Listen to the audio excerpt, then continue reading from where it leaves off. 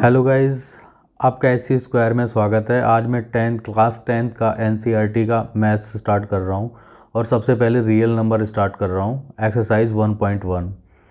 ठीक है, तो मैं आपको बताना चाहता हूँ, मैं आपको पूरी बुक यहाँ पर सॉल्व कराऊँगा मैथ्स की, एनसीईआरटी की क्लास 10 की पहले, है ना। उसके बाद में फिर देखते हैं क्या करना है, तो वो फ्यूचर प्लान होगा। तो ये मेरा फर्स्ट वीडियो है क्लास 10 का रियल नंबर का। तो मेरे YouTube चैनल का नाम है एससी स्क्वायर। ठीक है, तो आज मैं आपको रियल नंबर पढ़ाने जा रहा हूँ। तो चलिए स्टार्ट करते हैं रियल नंबर की तरफ कि रियल नंबर असल में होता क्या है। तो सबसे पहले मैं आपको ये भी बता दूंगा कि मैं कोई भी आपको मैथमेटिक्स जब कोई भी एक्सरसाइज पढ़ाया करूँगा तो आपको हमेशा उसके बेसिक के बारे में ज़रूर एक वीडियो बनाया करूँगा। बट यहाँ पर ये रियल नंबर को समझने के लिए तो मैंने सोचा यहीं क्वेश्चंस के बीच में ही रियल नंबर समझा दूंगा, उससे काम हो सकता है। तो इसलिए मैंने उसका कोई सेपरेट वीडियो नहीं बनाया बेसिक्स का। ठीक है, चलिए शुरू करते हैं, थोड़ा सा जान लेते हैं कि ये रियल नंबर असल में होता क्या है। तो देखो, ये जो हमारे जो रियल नंबर्स होते हैं ना,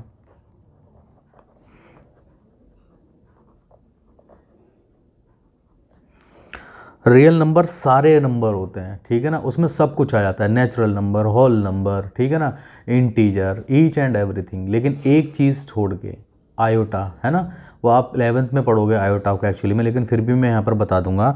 यानी कि इसमें ना ज़ीरो भी आ सकता है, +1, +2, +3, +4, ऐसे बहुत सारे नंबर आ सकते हैं, है ना। -1, -2, -3 ऐसे नंबर्स आ सकते हैं। इवन डेसिमल में भी 1.2, 2.5, 3.8, है ना, ये भी आ सकते हैं। और फ्रैक्शन में भी आ सकते हैं 1/2, 2/4, है ना, इस तरह के भी नंबर आ सकते हैं। अंडर रूट में भी आ सकता है, √3, है ना, पाई, है ना। तो आपके ये सब कुछ नंबर आ सकते हैं, लेकिन ना इसमें आपको आयोटा वाले नंबर छोड़ के, ठीक है ना। तो इमेजरी नंबर बोलते हैं उनको, इमेजनरी, वो कौन से हैं, है ना, I²। तो I² = -1 होता है, यानी कि इसमें ना इस तरह के नंबर्स नहीं आएंगे। क्यों? क्योंकि देखो -1 है ना, हम पहले ही बता दिए मैंने, I² = -1 होता है। तो देखो ये आयोटा वाला है, ऐसे यहाँ पर माइनस, अंडर रूट के अंदर अगर माइनस आ जाता है ना, तो वो हमारा क्या है, इमेजिनरी पार्ट बन जाता है। और अगर अंडर रूट के बाहर में बाहर में आ जाता है माइनस, तो हमारा रियल नंबर हो सकता है। यानी कि ये तो हो सकता है, ये चलेगा, बट ये नहीं चलेगा। ये हमारा जो ना इमेजिनरी पार्ट हो गया। तो रियल नंबर आपको समझ में आया। तो इसकी डिटेल जानकारी ना हम 11th क्लास के मैथमेटिक्स में पढ़ेंगे कि क्या होता है आयोटा। फिलहाल आपको बस थोड़ा सा डिक्टेट कर दिया है। तो रियल नंबर हो गया। अब देखो नेचुरल नंबर कौन से होते हैं। तो नेचुरल नंबर हमारे वो होते हैं, है ना, नेचुरल नंबर्स जो होते हैं हमारे वो होते हैं जिनको n से डिनोट करते हैं, इसको r से डिनोट करते हैं यहाँ पर, ठीक है ना। जैसे 1 से स्टार्ट होते हैं, 1, 2, 3, 4 अप टू इनफाइनाइट। हमें पता नहीं कितने होंगे, बहुत सारे हो सकते हैं, ठीक है ना, बहुत सारे हो सकते हैं। और जो होल नंबर जो होते हैं आपके, होल नंबर जो होते हैं ना, वो 0 से स्टार्ट होते हैं, 1, 2, 3, 4, 5, है ना, ऐसे चलते चले जाएंगे। और फिर आता है इंटीजर। इंटीजर जो ना प्लस माइनस हो सकता है, +2, +3, है ना, -1, -2, -3, ऐसे बहुत सारे होते चले जाएंगे, ठीक है ना। इंटीजर को नंबर लाइन पे भी ड्रॉ करके देखते हैं अपन लोग, है ना। तो देखो ये यहाँ पर 0 और राइट साइड आपका +1, +2, +3 ऐसे चलते चले जाएंगे। और लेफ़्ट साइड -1, -2, -3। तो ये सभी हमारे इंटीजर्स होते हैं, ठीक है, क्लियर है ना। तो ये सब हमारे इंटीजर होते हैं। चलो, तो फिलहाल इतना ही हमारे पास सफिशिएंट है अभी इस एक्सरसाइज के लिए, इनको समझने के लिए। एक्चुअली में रियल नंबर से मतलब है अपने को, ठीक है, लेकिन फिर भी natural number, whole number, integer ये बता दिया आपको ऐसे ही। तो देखो फर्स्ट पार्ट चलते हैं, और जो फर्स्ट पार्ट है वो क्या कहता है, यहाँ पर देखेंगे। फर्स्ट पार्ट कहता है आपसे कि use Euclid division algorithm to find the SCF of 135 and 225, 196 and 382। ये दूसरे और तीसरे पार्ट, 3 पार्ट हैं क्वेश्चन नंबर 1 में। तो आइए जानते हैं क्वेश्चन नंबर 1 के पार्ट के बारे में कि कैसे करते हैं इसको। यूक्लिड डिवीजन एल्गोरिथम से SCF निकालना है आपको, ठीक है। तो निकालते हैं इसका SCF। तो यहाँ पर फर्स्ट पार्ट में लिख लेता हूँ। फर्स्ट पार्ट है यहाँ पर 135 एंड 225, ठीक है ना। तो देखो हमारा जो यूक्लिड डिवीज़न जो एल्गोरिथम है वो क्या है, वो होती है a=bq+r, ठीक है। अब यहाँ पर a क्या है, b क्या है, अभी मैं सब आपको मैं बताता हूँ। तो यानी कि जो हमारा जो r जो है ना वो कहाँ से वेरी करता है, देखो मैं बताता हूँ। r की जो वैल्यू है ना वो 0 इंक्लूडेड और 0 से बड़ी और b से छोटी होती है r की वैल्यू हमेशा, ठीक है ना। तो b में बताऊंगा आपको क्या होता है, a में बताऊंगा, सब कुछ बताऊंगा r क्या होता है यहाँ पर भी।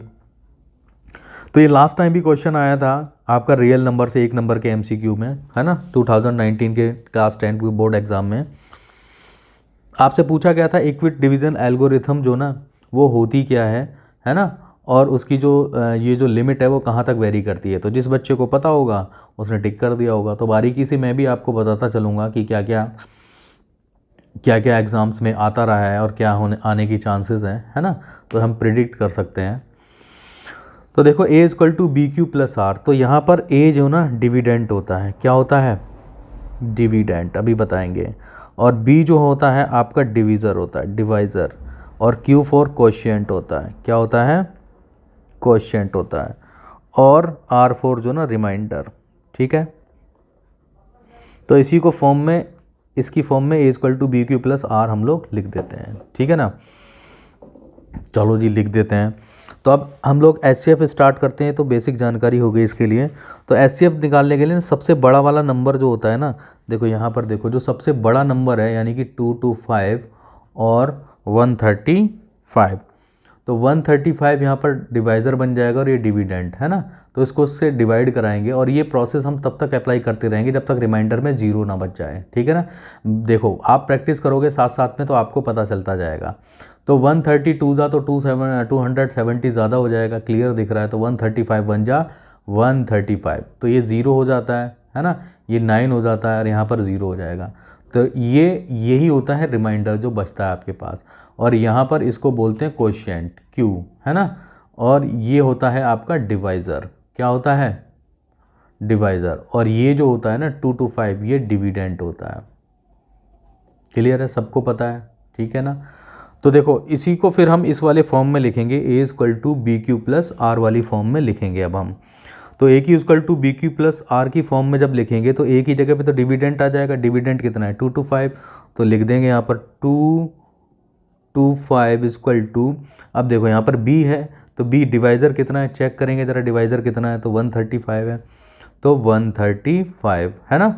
और कोशिएंट कितना है आपका, कोशिएंट आ रहा है 1, तो 1 लिख देंगे। फिर प्लस रिमाइंडर कितना है 90, तो यहाँ पर 90 लिख देंगे। आपको हमेशा एक चीज़ याद रखनी है बच्चों, वो ये कि हमेशा ना डिवाइज़र को रिमाइंडर से डिवाइड करना होता है, ठीक है ना। तो जो डिवाइज़र होगा ना उसको रिमाइंडर से करेंगे। तो देखो अब ये 135 है तो 135 को 90 से डिवाइड करेंगे, है ना। आपको करते करते आइडिया लग जाएगा। और दूसरी एक जो चीज़ याद रखनी है वो हमेशा जो ना डिवाइज़र हमेशा बड़ा होना चाहिए r से, यानी कि रिमाइंडर से, तभी डिवाइड कर पाएंगे, है ना। डिवाइड तो वैसे कर सकते हैं, पॉइंट में आएगा अगर रिमाइंडर भी बड़ा होगा तो डिवाइज़र से, बट अपने को यहाँ पर पॉइंट में नहीं लेना है ना। परफेक्ट नंबर्स में आना चाहिए डिवाइड, ऐसा चेक करना है। तो परफेक्ट नंबर में डिवाइड आने के लिए ये कंडीशन है कि डिवाइज़र हमेशा ग्रेटर देन टू रिमाइंडर होना चाहिए, ठीक है।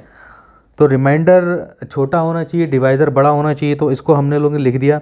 अब ये जो 135 है ना और ये जो 90 है, ठीक है ना। अब इसको देखो करेंगे हम लोग, क्या करेंगे कि अब जो ना आपका 90 जो है रिमाइंडर जो है वो डिवाइज़र बन गया और 135 जो है डिविडेंट बन गया, ठीक है, ध्यान से समझना। तो 92 जा तो ज़्यादा हो जाएगा, तो 91 जा 90, तो यहाँ पर 5 होता है, 39 यहाँ पे 4 होता है, तो 45 ये रिमाइंडर, ये कोशिएंट और ये डिवाइज़र और ये डिविडेंट, क्या होता है, ये डिविडेंट होता है। और बस फिर इसमें यहाँ पर उठा के रख देंगे A=BQ+R में। तो डिविडेंट कितना है 135, तो देखो अब ये 135 डिविडेंट हो गया, ठीक है ना। अब यहाँ पर कितना है आपका डिवाइज़र, कितना है 90 है, तो डिवाइज़र 90 है तो 90 लिख दिया हम लोगों ने।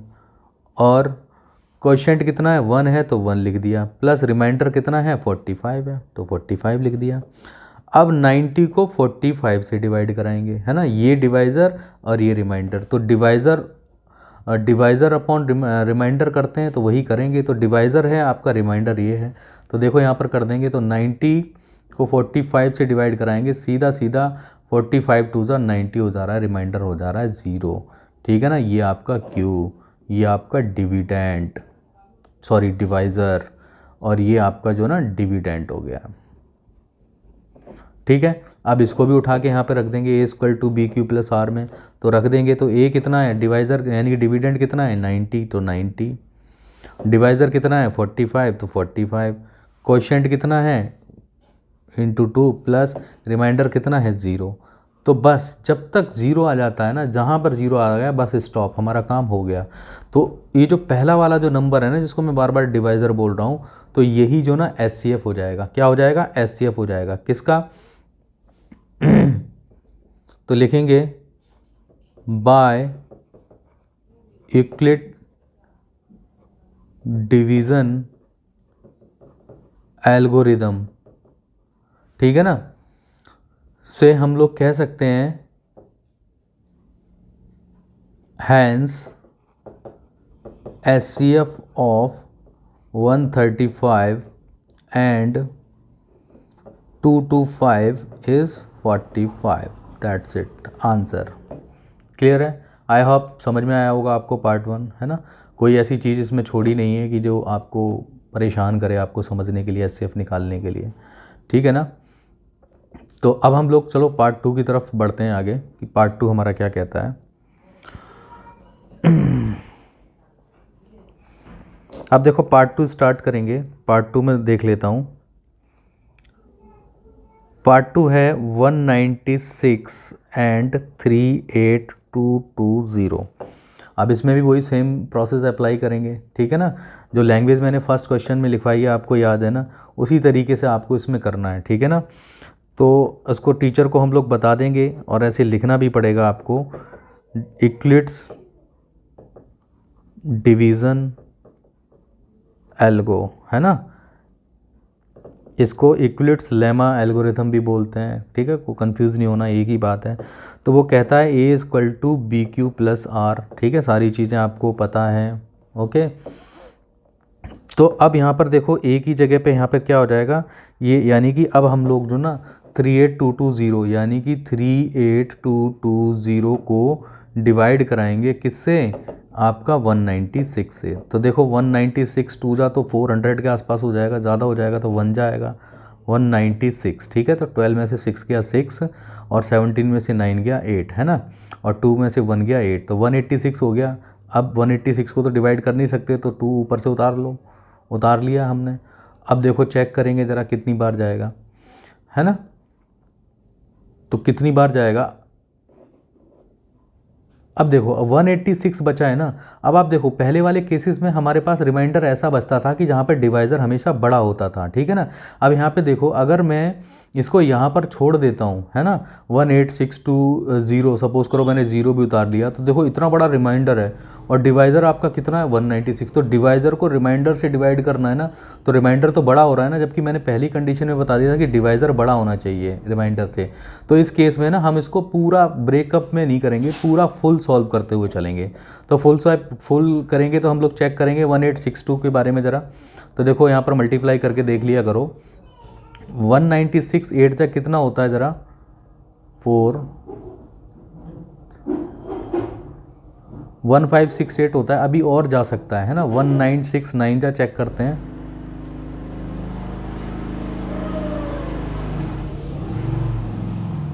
1764 9 जा, तो 9 जा कर दिया हमने।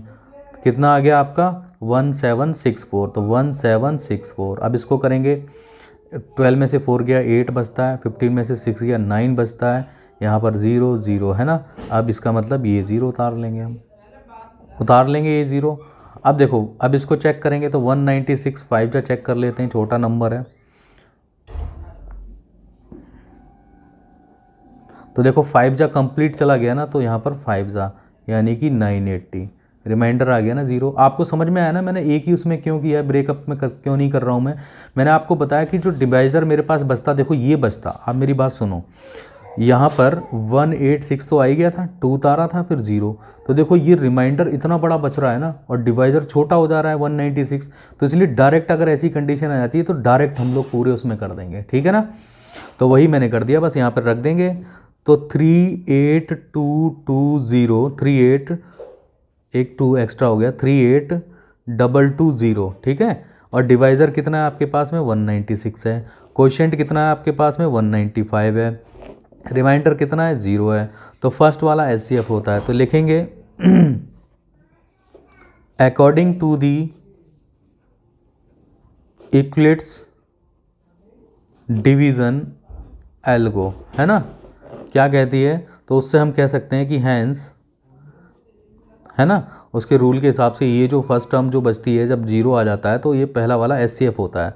Hence the HCF of 196 and 38220 is कितना हो जाएगा, 196। दैट्स इट, आंसर क्लियर है ना। तो देखो यहाँ पर पार्ट 2 भी ख़त्म हो चुका है। अब बढ़ते हैं पार्ट 3 की तरफ, ठीक है।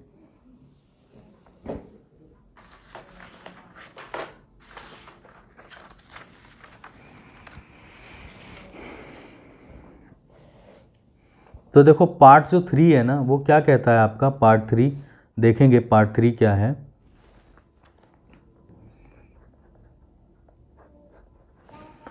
पार्ट 3 आपको करना है 867, है ना, 867, यहाँ पर देखेंगे पार्ट 3। तो 867 एंड 255 एंड 255, फिर से वही काम करेंगे, बड़ा वाला जो नंबर है ना उसको क्या डिविडेंट मान लेंगे और इसको डिवाइज़र। तो शुरू करेंगे ज़रा, 867 और 255, ठीक है। तो 4 जा मतलब कुछ एक्स्ट्रा हो जा रहा है, तो 255 4 जा 1000 के आसपास आएगा। तो 3 जा ज़रा चेक करेंगे, 255 3 जा, 3 5 जा 15 कैरी 1, 3 5 जा 15 और 16 कैरी 1, 3 2 जा 6 और 1 7, ठीक है ना। देखो 255 4 जा देखो ज़्यादा हो रहा है, 22 4 5 जा 20 और 2 22 2 4 2 जा 8 और 2 10, 102 हो रहा है ना, ये कैंसिल हो जाएगा, ये करेक्ट हो जाएगा, ठीक है। तो 3 जा लेंगे, तो 3 जा ले लिया हम लोगों ने, तो 765, ठीक है। 7 में से 5 गया 2, है ना, और 6 में से 6 गया 0, 8 में से 7 गया 1, ठीक है। तो ये आपका कोएफिशिएंट हो गया, ये आपका रिमाइंडर हो गया, और ये आपका क्या हो गया माय डियर, डिवाइज़र, और ये आपका क्या हो गया, डिविडेंड, ठीक है ना। डिविडेंड सबसे बड़ा होता है, ये हो गया। अब इनको वैल्यू यहाँ पर पुट करेंगे, तो लिखेंगे बाय इक्विलेट्स डिवीज़न एल्गो। तो बाय इक्विलेट्स डिवीज़न एल्गो क्या कहती है कि A equal to B Q plus r. मैं आपको बता चुका हूँ कि ये क्या होता है, डिविडेंड। तो डिविडेंड कितना है 867, तो 867, है ना, और डिवाइज़र कितना है आपका पास 255, और कोएफिशिएंट कितना है 3 है, रिमाइंडर कितना है 102 है। अब फिर से वही डिवाइज़र ये, रिमाइंडर ये, इसको डिवाइड करा देंगे। तो देखो 255 डिवाइडेड बाई 102, तो 102 2 जा कर सकते हैं हम लोग, है ना, कर सकते हैं ना भाई। रिमाइंडर कितना आया 102, है ना, डिवाइज़र कितना है आपका 25, और कोएफिशिएंट कितना है 3 है। तो 255 102, तो 3 जा तो ज़्यादा हो जाएगा, 2 जा ज़रा चेक करेंगे, तो 204 हो जाएगा, यहाँ 1 बचेगा, यहाँ पर 5 बचेगा, ठीक है ना। तो अब की बार ये रिमाइंडर, ये कोएफिशिएंट और ये डिवाइज़र, ठीक है ना, और ये डिविडेंड। फिर से यहाँ पर उठा कर इसको वैल्यू रख देंगे, तो जो डिवाइज़र है वो आपका क्या बन जाएगा, यहाँ पर डिविडेंड ए का रोल प्ले करेगा, है ना, sorry 255,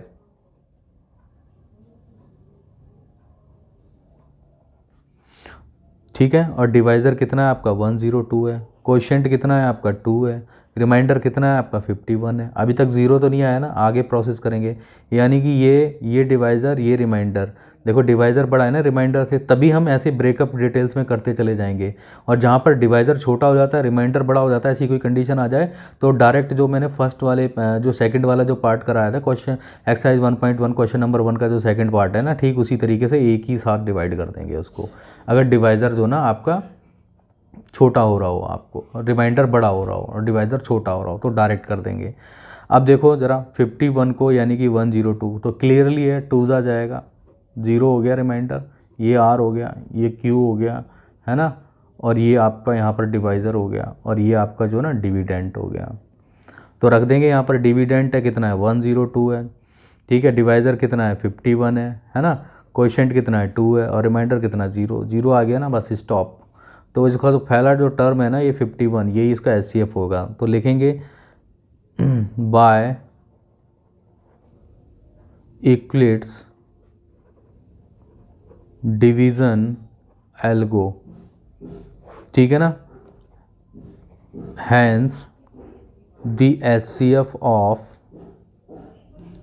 867 and 255 is what 51। That's it यार, हो गया ना, आसान है, कोई टेंशन लेने वाली काम ही बात ही नहीं है, 51 हो गया, समझ गए ना। तो देखो क्वेश्चन नंबर 1 यहाँ पर हमारा हो जाता है ख़त्म, ठीक है। चलिए तो क्वेश्चन नंबर 1 ख़त्म हो जाता है। अब चलते हैं क्वेश्चन नंबर 2 की तरफ आगे बढ़ते हैं।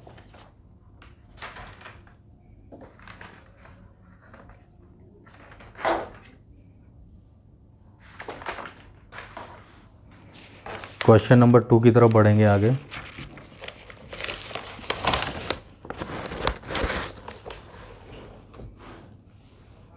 और क्वेश्चन नंबर 2 ये रहा है ना, क्वेश्चन नंबर 2 है, ठीक है, क्लियर है। तो क्वेश्चन नंबर 2 क्या कह रहा है, show that any positive odd integer is of the form 6q + 1 और 6q + 3 और 6q + 5 where q is some integer, ठीक है ना। तो आपको ये शो दैट करके दिखाना है कि कोई भी पॉजिटिव ऑड इंटीजर जो है ना वो किसका फॉर्म होता है, वो इसका फॉर्म होता है 6q + 1 6q + 3 6q + 5, है ना, और जहाँ पर q जो ना कोई इंटीजर है, ठीक है। तो इसको भी करते हैं, थोड़ा इंपॉर्टेंट सवाल है, इस टाइप का सवाल भी आ जाता है, लेकिन जो HCF वाला मैंने बताया ना वो तो आता ही आता है एग्ज़ाम में हमेशा, ठीक है ना, वो तो पूछेगा ही पूछेगा। तो चलिए इस सॉल्यूशन नंबर 2 की तरफ सॉल्यूशन देखते हैं इसका क्या होता है। तो देखो एनी पॉजिटिव ऑड इंटीजर है ना, तो सबसे पहले ना एक काम करो, लेट ए बी द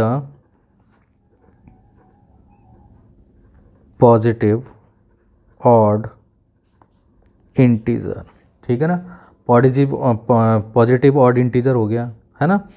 और देखो आपको क्या बताना है कि ये इसका फॉर्म है ना, तो टू बी प्रूफ एक्चुअली में 2 जो हो गया ना आपका ये हो गया, ये आपको प्रूफ करके दिखाना है किसी तरीके से। तो ये जो है ना 6q + 1 6q + 3 और 6q + 5, ठीक है ना।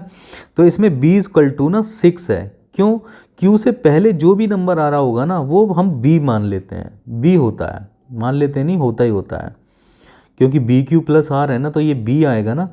तो देखो अगर सपोज करो 3q + 2 होता तो b = 3 मानते, 2q + 1 होता तो b = 2 मान लेते, है ना, तो b = 6 हो गया, कोई दिक्कत वाली बात ही नहीं है इसमें, है ना। और यहाँ पर लिखेंगे बाय इक्लिप्स डिवीज़न एल्गोरिथम,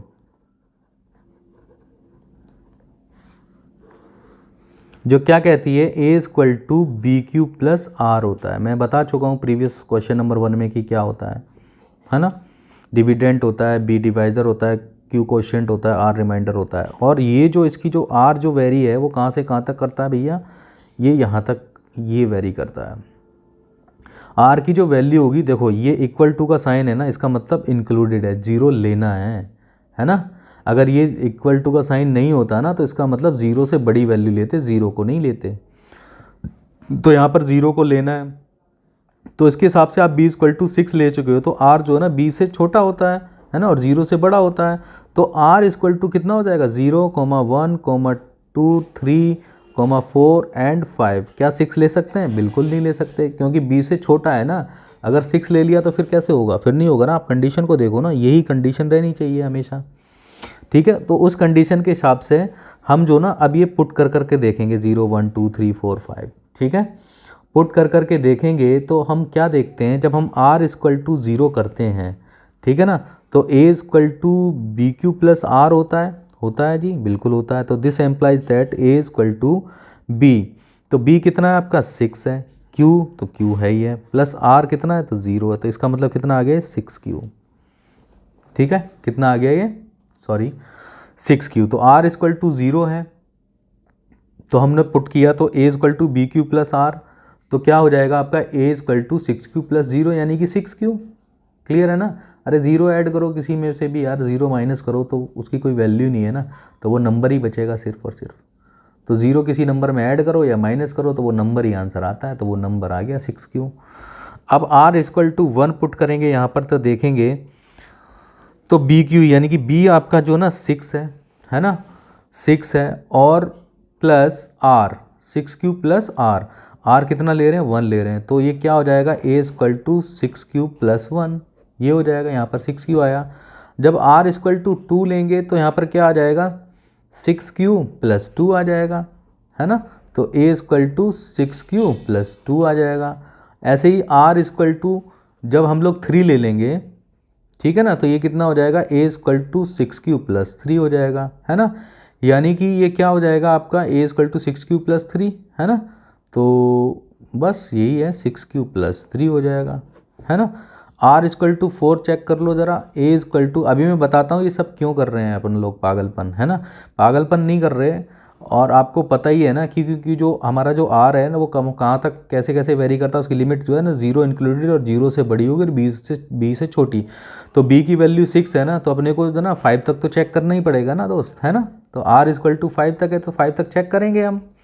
चलो तो फिर चेक करते हैं, तो ये हो जाएगा 6q प्लस 4 दे देगा यहाँ पर, ये 6q प्लस 4 दे दिया इन्होंने। और r इक्वल टू 5 चेक करेंगे तो a इक्वल टू कितना हो जाएगा 6q प्लस 5 हो जाएगा, ये दे दिया, है ना। अब देखो इसका मतलब क्या होता है सवाल का, ये जो 6q plus 1 6q plus 3 6q plus 5 है ना, ये बोल रहा है इसका फॉर्म होना चाहिए कोई भी पॉजिटिव ऑड इंटीजर। तो देखो आप लेट करो ज़रा, कोई भी पॉजिटिव ऑड इंटीजर, थोड़ा सा यहाँ देखेंगे तो आप सपोज कर लो कोई भी पॉजिटिव इंटीजर आपने, ऑड इंटीजर सॉरी, है ना, पॉजिटिव होना चाहिए ऑड होना चाहिए, है ना। तो सपोज करो 15 ले लिया आपने, तो ये जो 15 जो ले लिया ना आपने पॉजिटिव ऑड इंटीजर्स, और ये जो आपने b इक्वल टू जो वैल्यू ली हुई है कि 6 है, b इक्वल टू जो 6 है, इस 6 को इससे डिवाइड कराएंगे और देखते हैं देखो क्या होता है। मैं अभी आपको समझाता हूँ, पहले डिवाइड करते हैं। तो देखो समझाते हैं, 6 2 12 है ना, 3 बच रहा है।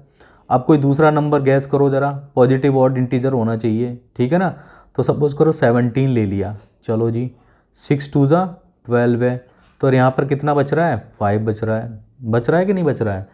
अब हम लोग कोई दूसरा और नंबर ले लेते हैं, जैसे सपोज करो 7 ले लो, ठीक है ना, 7 ले लो, 6 से डिवाइड करो, 6 1 6, तो 1 रिमाइंडर बच रहा है, ठीक है ना। तो देखो ये जो रिमाइंडर 1 बच रहा है, रिमाइंडर 5 बच रहा है, ये 1 बच रहा है, ये और ये 3 बच रहा है ना।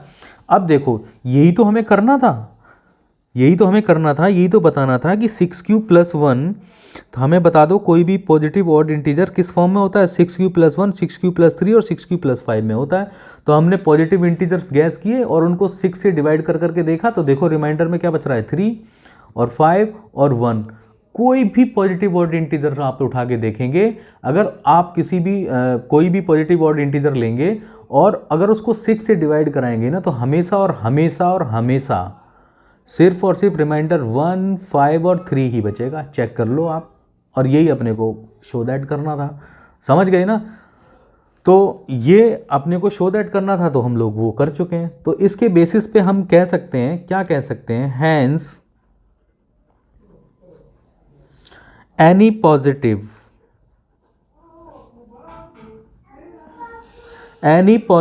and integer odd integer will be in the form of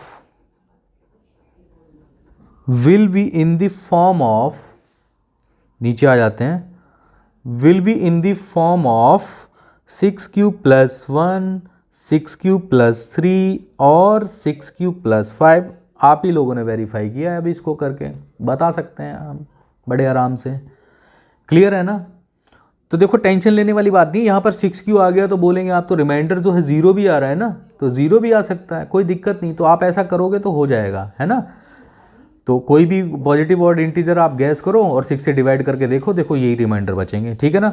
तो यहाँ पर हाँ आपका क्वेश्चन नंबर 2 भी कंप्लीट हो गया, क्वेश्चन नंबर 2 भी कंप्लीट हो गया। ओके, चलिए चलते हैं क्वेश्चन नंबर 3 की तरफ बढ़ते हैं आगे।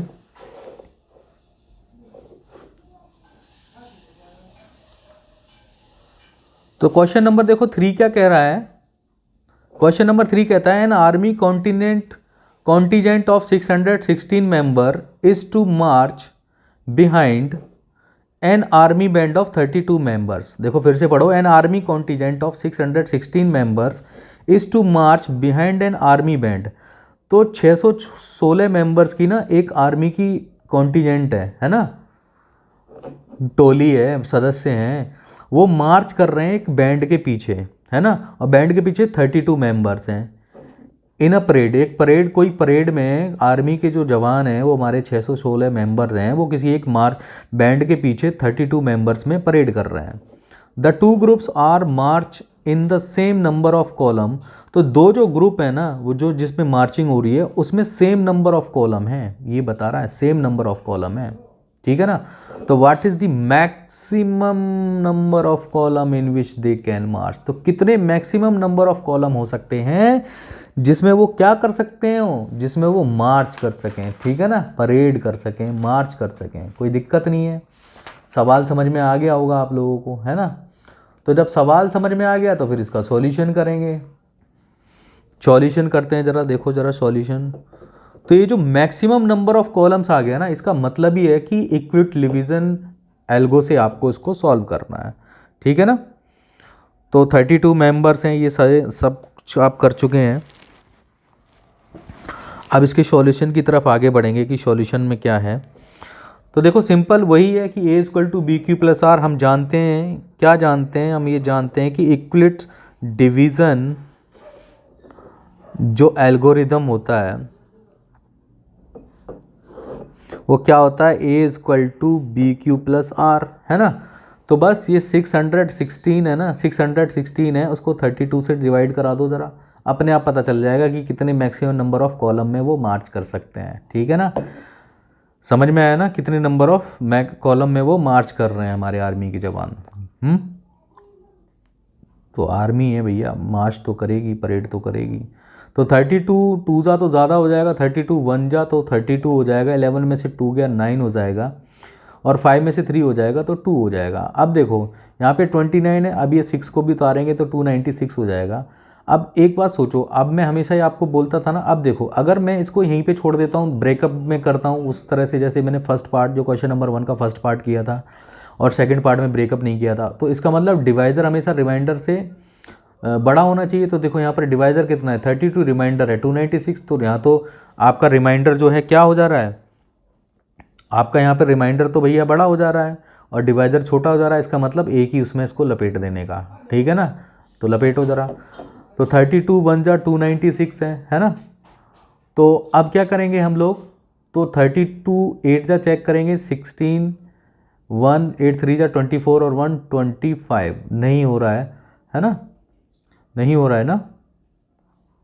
तो अब हम आगे चेक करेंगे इसको, 32 9 जा देखेंगे ज़रा, 9 2 जा 18 कैरी 1, 9 3 जा 27 और 1 28, है ना। तो 9 जा तो ले लो भैया, 9 जा 288। तो अब देखो 16 में से 8 गया 8 और ये 0 हो गया, है ना, 0 हो गया ना। तो बस काम ख़त्म हो गया कि नहीं हो गया आपका। तो अब आप रिमाइंडर ये बच गया ना, आप चाहो तो इसको डायरेक्ट आंसर लिख सकते हो यहीं पे 8, लेकिन देखो फिर चेक करो, अब रिमाइंडर 8 है, डिवाइज़र 32 है ना, तो आप फिर दोबारा इसको ब्रेकअप में भी कर सकते हो, लेकिन यहाँ पर ब्रेकअप में नहीं कर सकते हो, यहाँ से आप ब्रेकअप में कर सकते हो, है ना। जैसे क्वेश्चन नंबर 1 का पार्ट 1 कराया ब्रेकअप में, है ना, तो यहाँ पर आप कर सकते हो, और चाहे तो यहीं पे। तो देखो आप इसको लिख सकते हैं, तो A = यानी कि डिविडेंट कितना भैया 616 है, तो B डिवाइज़र कितना है 32 है, कोशेंट कितना है 19 है, रिमाइंडर कितना है 8 है, ठीक है, मैं ब्रेकअप में करा रहा हूँ, आप वैसे भी कर सकते हो डायरेक्ट 8 आंसर, दैट्स इट, क्योंकि 8 4 32 दिख रहा है, क्लियर। अब देखो ये डिवाइज़र ये रिमाइंडर डिवाइड कराएंगे ज़रा, तो यानी कि देखो 32 सॉरी और 8, तो 8 4 32, तो 0 रिमाइंडर आ गया, ये आपका क्वोशिएंट हो गया, ये आपका डिवाइज़र हो गया और ये आपका डिविडेंड हो गया। लिख देंगे ज़रा इसकी जगह पे वैल्यू, तो डिविडेंड कितना है आपके पास में 32 है, डिवाइज़र कितना है भैया 8 है ना, और क्वोशिएंट कितना है आपका 4 है, रिमाइंडर कितना है 0, स्टॉप, है ना। तो जो फर्स्ट टर्म है वही इसका क्या है, यानी कि HCF होगा, तो HCF होगा तो इसका मतलब वही जो ना मैक्सिमम नंबर ऑफ कॉलम्स होंगे, ठीक है ना। तो लिख देंगे hence by division algorithm, division algorithm, थोड़ा राइटिंग आप देख लेना, समझ आ रहा है ना, थोड़ा धीरे से आदत पड़ जाएगी धीरे धीरे, मैं भी थोड़ा कोशिश करूँगा साफ लिखने की। तो हैंस बाय डिवीज़न एल्गोरिदम, है ना, और फिर क्या हो जाएगा आपका the maximum number of columns, है ना, मैक्सिमम नंबर ऑफ कॉलम कितने होंगे, 8 होंगे, जिसमें वो परेड कर सकते हैं, दैट्स इट। समझ में आई ना बात। तो क्वेश्चन नंबर 3 भी ख़त्म हो जाता है यहाँ पर। चलिए चलते हैं क्वेश्चन नंबर 4 की तरफ, बढ़ते हैं आगे क्वेश्चन नंबर 4 की तरफ, है ना। चलिए guys,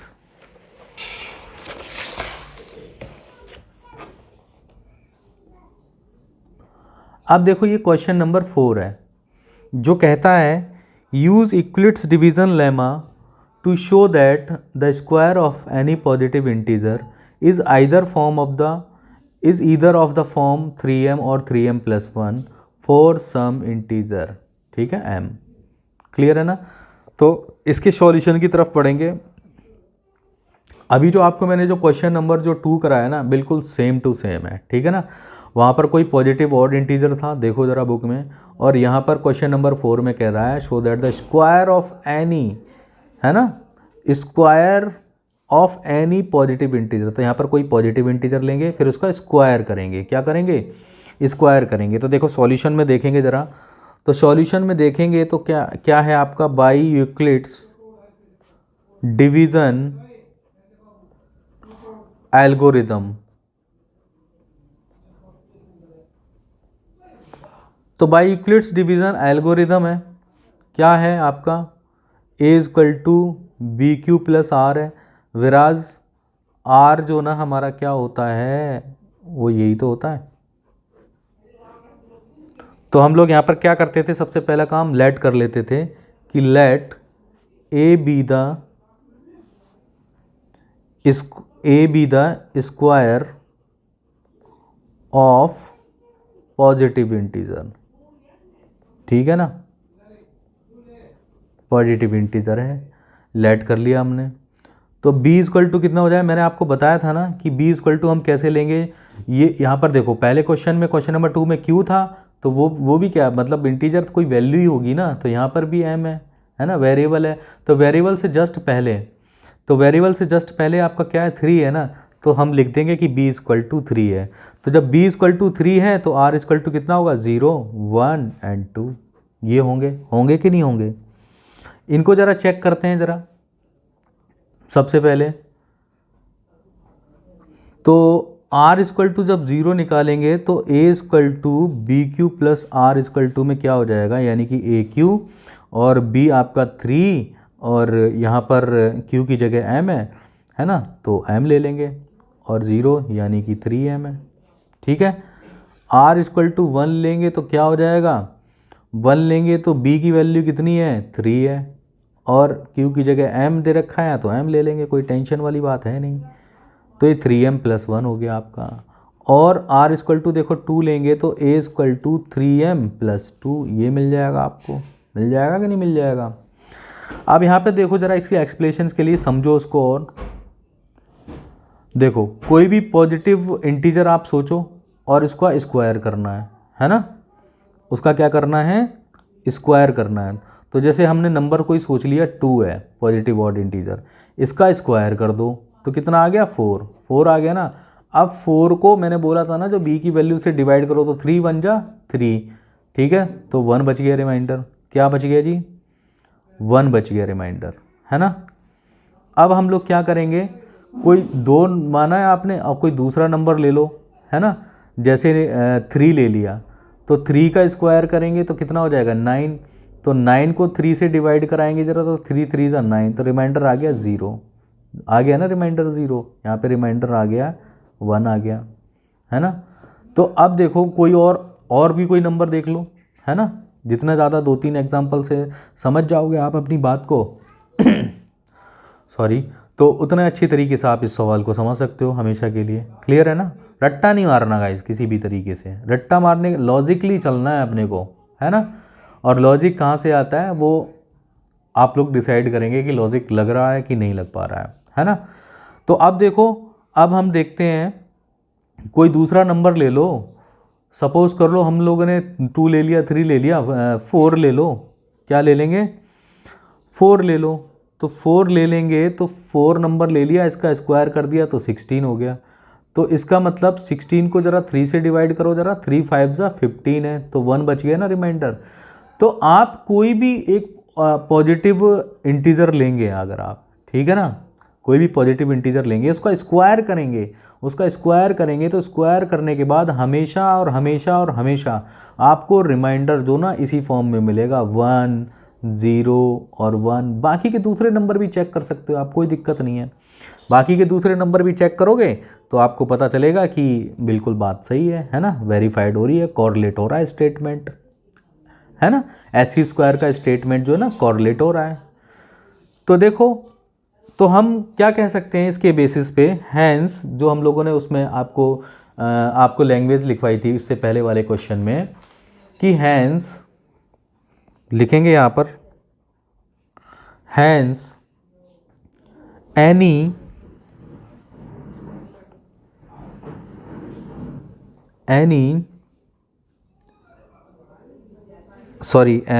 hence square of any positive, ठीक है ना, square of any positive integer will be in the form of कौन सी फॉर्म में करा रहा था? 3m, है ना, 3m और 3m + 1, बस हैंस प्रूव्ड, है ना।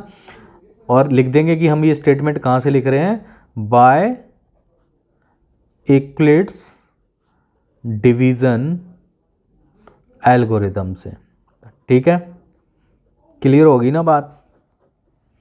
तो यहाँ पर क्वेश्चन नंबर 4 भी हो जाता है ख़त्म, ठीक है। अब क्वेश्चन नंबर 5 की तरफ चलेंगे। तो गाइस देखेंगे क्वेश्चन नंबर 5, इसमें भी कोई टेंशन लेने वाली बात नहीं, देखो सेम ही सवाल है, बस क्या है थोड़ा सा चेंजेस। इक्विड डिवीजन लेमा से शो दैट करना है आपको कि cube of any positive integer, तो किसी भी नंबर का क्यूब करने पे, किसी भी पॉजिटिव इंटीजर का क्यूब करने पे वो किस फॉर्म में होता है, 9m + 1 और 9m + 8 की फॉर्म में होता है, ठीक है ना। बिल्कुल सही बात है। तो इसको भी हम लोग ठीक उसी तरीके से करेंगे जिस तरीके से हमने बाकी के सवाल किए हैं उससे पहले के, है ना। तो बस फ़र्क सिर्फ इतना है, यहाँ पर क्यूब ले लेंगे तो क्या हो गया, यहाँ पर क्यूब ले लेंगे अपन लोग, है ना। कोई टेंशन वाली बात तो है नहीं, तो क्यूब लेना है तो क्यूब ले लेंगे, ठीक है। चलिए शुरू करते हैं इस सवाल को। तो फिर वही सॉल्यूशन की तरफ चलेंगे ज़रा, है ना। तो सबसे पहला काम क्या करते हैं हम लोग, let a be the positive integer और b = क्या होगा, देखो 9 है तो वेरिएबल से पहले, तो b = 9 हो जाएगा। b = 9 हो गया, है ना। तो हम लिख देंगे बाय यूक्लिड्स डिवीज़न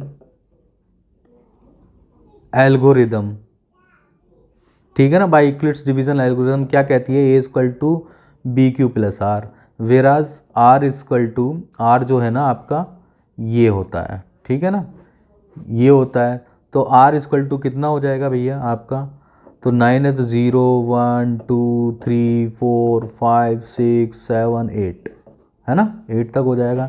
ऐसे ही चेक करेंगे जब हम r इक्वल टू 0 पर चेक करेंगे, a equal to B Q plus r check करेंगे तो a इक्वल टू बी कितना है आपके पास में, तो 9, ये a है ना, ध्यान रखना थोड़ा सा, और ये 9 है। तो 9q प्लस r कितना है 0, यानी कि कितना आ रहा है 9q। ऐसे ही r इक्वल टू 1 चेक करेंगे, कर लेंगे, क्या दिक्कत है, तो 9q प्लस 1 आ रहा है ये, है ना। r इक्वल टू 2 चेक करेंगे तो 2 चेक कर लेंगे हम लोग, तो ये कितना आ जाएगा, a equal to 9q plus 2 आ जाएगा, है ना, आ जाएगा ना। ऐसे ही चेक करते करते करते करते r इक्वल टू अगर आप लोग 8 चेक करेंगे तो क्या मिलेगा आपको, a equal to 9q plus 8 मिलेगा, मिलेगा कि नहीं मिलेगा। अब देखो इसको वेरीफाई करते हैं, इसको समझते हैं इक्विवेलेंट डिवीजन एल्गोरिथम से क्या कहता है ये। तो कोई भी पॉजिटिव इंटीजर लेंगे, है ना, और उसका क्यूब करेंगे, क्या करेंगे, क्यूब करेंगे। सपोज करो 3 ले लिया और इसका हम लोगों ने क्यूब कर दिया, तो यानी कि 3 इंटू 3 इंटू 3, 3 3 जा 9, 3 जा 27, तो 27 हो गया ना। तो अब देखो 27 को आपने 9 से डिवाइड करना है, तो 9 3 जा कितना आता है भाई 27, रिमाइंडर आ गया 0, क्या आ गया रिमाइंडर 0 आ गया। अब फिर से कोई नंबर आप चेक करो, सपोज करो 4 ले लिया, 4 का क्यूब करो, तो 4 इंटू 4 इंटू 4, 4 4 जा 16, 4 जा 64, है ना। तो ये जो 64 है फिर इसको 9 से करो ज़रा डिवाइड, 9 7 जा, तो 1 बचता है, ठीक है ना, 1 बचता है ना, ये भी हो गया। अब कोई दूसरा नंबर सेलेक्ट करो ज़रा, तो दूसरा नंबर कोई सेलेक्ट करेंगे, सोचो ज़रा कोई दूसरा नंबर क्या हो सकता है ना। तो दूसरा नंबर कोई क्या हो सकता है, तो 4 कर लिया, 5 कर लो ज़रा, तो 5 का क्यूब करो ज़रा यार, 5 इंटू 5 इंटू 5, 5 5 जा 25, 5 जा 125, तो 125 हो गया। इसको ज़रा 9 से करेंगे तो 9 1 जा 9 होता है, तो 3 बचेगा, 5 को उतार लेंगे, 9 3 जा 27 होता है ना, और 50 में से 7 गया 8, और ये 0, है ना। कोई भी और भी दूसरा कोई नंबर ले लोगे ना, 6 ले लोगे, तो 6 का क्यूब करोगे आप, तो 6 इंटू 6 इंटू 6, है ना, 6 6 जा 36, 36 6 जा 216 होता है, देखो चेक कर लो ज़रा, बिल्कुल। तो 216 है। अब इसको 9 से करेंगे तो 9 2 जा 18, 3 और 6, तो 9 4 जा 36, रिमाइंडर 0। तो देख रहे हैं ना यहाँ पर रिमाइंडर 0 है, रिमाइंडर 8 है, 1 है ना, फिर 0 है। ऐसे आप कोई भी नंबर का क्यूब करके आप चेक करेंगे ना, तो रिमाइंडर आपको इसी फॉर्म में मिलेगा, 0 की फॉर्म में, 1 की फॉर्म में, 8 की फॉर्म में, 0 की फॉर्म में, ये रिपीट करते रहेंगे, आप करके देख लो चाहे, ये जो ना रिपीट करते रहेंगे, है ना। किस किस फॉर्म में मिलेगा आपका, कि 0 की फॉर्म में रिमाइंडर मिलेगा, 0 रिमाइंडर बनेगा, 8 रिमाइंडर बचेगा, 0, इसी फॉर्म में चलते रहेंगे। यानी किसी भी पॉजिटिव नंबर का अगर हम जो क्या कर देंगे, किसी भी पॉजिटिव नंबर का क्यूब कर देंगे और उसको b से डिवाइड कर देंगे, डिवाइजर जो आपने b लिया है यहाँ पर 9 है उससे डिवाइड करेंगे, तो रिमाइंडर 0 1 8 और इसी फॉर्म में आपको मिलेगा, ठीक है ना, समझ गए ना। तो इस फॉर्म में मिलेगा, तो हम क्या कह सकते हैं, बाई इक्विवेलेंट डिवीजन